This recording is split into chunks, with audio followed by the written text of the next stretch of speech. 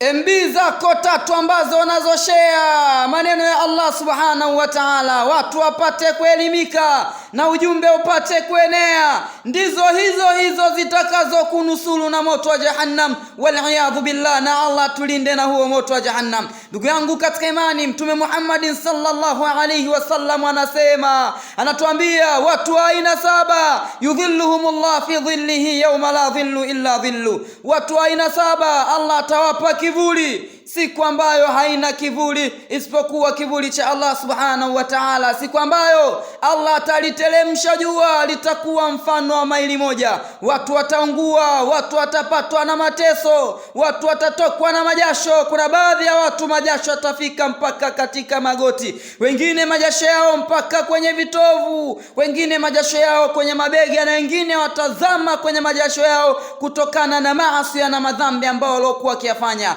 Lakini watu wa aina 7 Allah atawapa ofa ya kivuli, siku ambayo haina kivuli isipokuwa kivuli cha Allah subhanahu wa ta'ala. Miongoni mwa hao watu wa aina 7 Mtume Muhammad sallallahu alayhi wasallam akasema, wa rajulani tahabba fillahi, na watu wawili ambao walipendana kwa ajili ya Allah subhanahu wa ta'ala. Mimi nakupenda kwa ajili ya Allah, nipende na mimi kwa ajili ya Allah subhanahu wa ta'ala, ili tupate kupata kivuli siku ya kiyama.